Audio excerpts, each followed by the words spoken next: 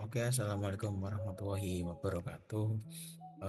Perkenalkan, nama saya Baru Ulum dengan NIM 202157002.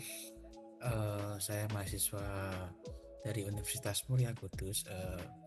Akan mempresentasikan hasil dari analisis manajemen industri jasa pada studi kasus yang saya ambil, yaitu PT Indofood Sukses Makmur Tbk.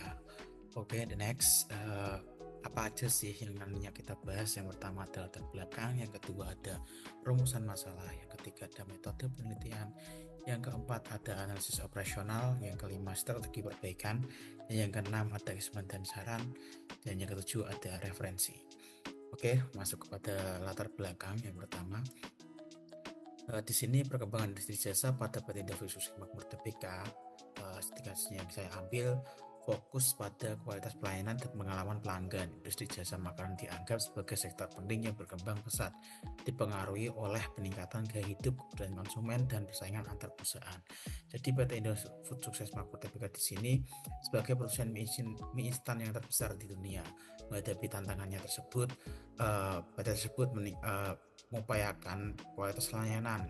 Analisis menggunakan metode yang saya gunakan adalah Net Promoter Score atau NPS.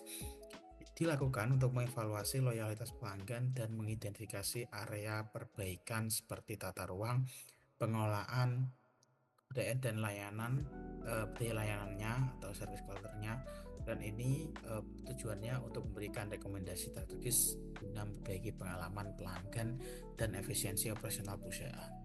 Next, yang kedua ada rumusan masalah. Yang pertama ada bagaimana tata ruang dan fasilitas pelayanan PT Indofood Sukses Makmur Tbk mempengaruhi pengalaman pelanggan. Yang kedua ada bagaimana hasil pengukuran NPS mencerminkan kualitas pelanggan Indofood Sukses Makmur Tbk. Dan tiga, ada apa saja masalah dalam service kultur yang mempengaruhi loyalitas pelanggan.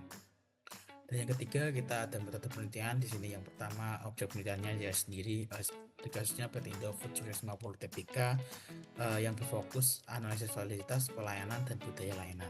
Untuk pengumpulan data, di sini saya melalui kuesioner secara kuesioner untuk berbasis NPS yang diberikan kepada 30 responden. Jadi untuk analisis datanya sendiri itu menggunakan hasil kuesioner sendiri yang dianalisis untuk NPS-nya atau promoter score-nya untuk mengidentifikasi dari kelompok promoter, pasif, detraktor, serta analisis masalah operasional dan strategi perbaikannya. Untuk yang keempat ada analisis operasional. Di sini saya mengambil referensi dari Rezeki Baitur Rahman tahun 2024. Penataan fasilitas pelayanan dan tata ruang yang kurang optimal mempengaruhi kenyamanan dan efisiensi pelanggan seperti yang tercermin dari observasi di PT Indofood. Aspek seperti pengelolaan antrian dan efisiensi tata ruang yang berdampak pada pengalaman pelanggan.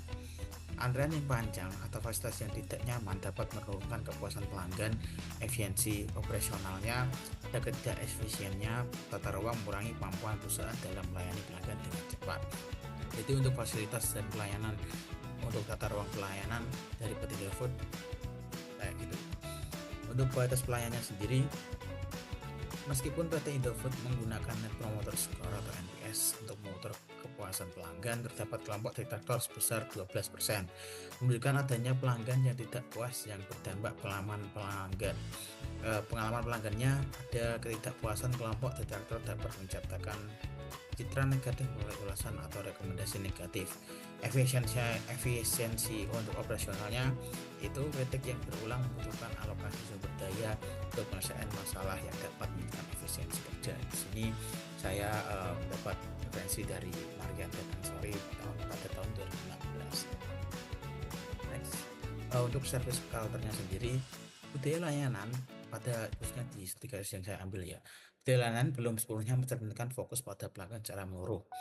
Meski Karen memiliki pelatihan dasar, penguatan nilai-nilai budaya layanan masih diperlukan yang berdampak pengalaman pada pelanggan, yaitu ada pelayanan yang kurang responsif atau tidak personal dapat membuat pelanggan merasa kurang dihargai.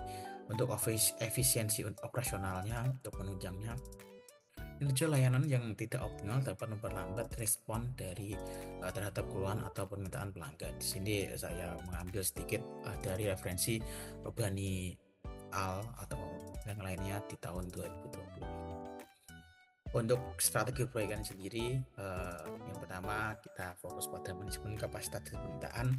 Di sini ada optimalisasi kapasitas produksi. Yang kedua ada pengelolaan permintaan. Untuk optimalisasi kapasitas produksi itu mengalami tekanan saat permintaan meningkat, terutama pada produk yang sangat populer seperti Indomie tadi yang sudah untuk mie instan yang terbesarnya itu brandnya adalah Indomie. Dapat ditangani dengan implementasi teknologi canggih menggunakan teknologi otomasi seperti robotik atau sistem berbasis IoT atau Internet of Things. Untuk meningkatkan efisiensi, tak lain yaitu tujuannya untuk menjadwalkan produksi yang fleksibel, menyesuaikan jadwal produksi berdasarkan pola permintaan,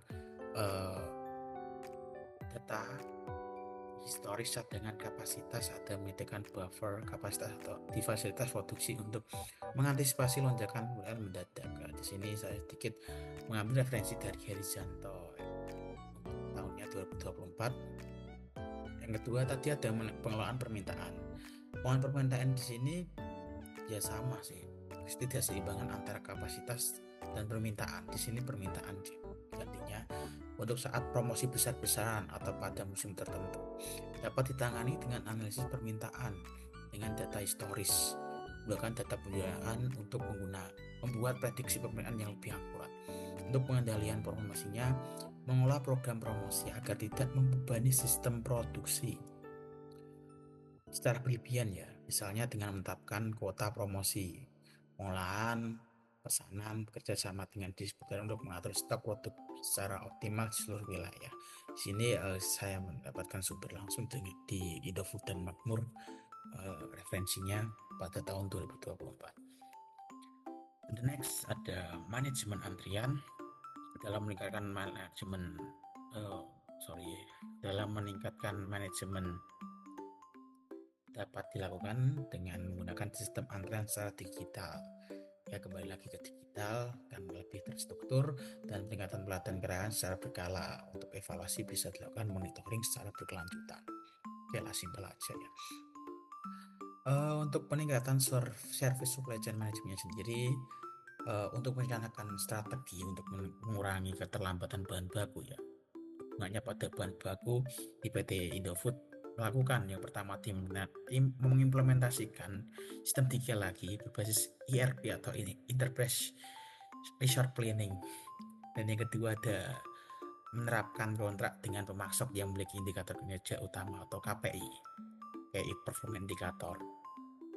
Yang ketiga ada menerapkan JIT atau just in time ya, untuk menggunakan stok bahan baku terlebih dahulu agar tepat waktu. Menggunakan Internet of Things atau IoT tadi yang sudah saya ulas sebelumnya, dan menganalitik big data untuk memantau dan mengelola rantai pasok. Oke, untuk penyelesaian strategi global dengan preferensi lokal ini mengkombinasikan standar global dengan perusahaan lokal untuk menciptakan produk dan layanan yang sesuai dengan kebutuhan pasar lokal, mempertahankan produk dan merek tertentu sebagai simbol dari identitas global pada PT Indofood, melibatkan mitra lokal dalam distribusi, pemasaran, inovasi produk, dan meningkatkan daya tarik lokal. Integrasikan praktik bisnis berkelanjutan yang relevan dengan referensi lokal sambil mempertahankan standar global. Manfaatkan saluran distribusi lokal untuk meningkatkan aksesibilitas produk. Sini untuk strategi global tak lain, kalau kita ke profesi lokal ya pasti menggandeng oleh yang lokal brand. Ya, di sini kesimpulan dan saran tadi pengaruh tata ruang fasilitas. Ada yang pertama, tata ruang fasilitas pelayanan yang kurang optimal berdampak negatif pada pelanggan. 2, efisiensi operasional terhambat oleh tata ruang yang tidak efektif.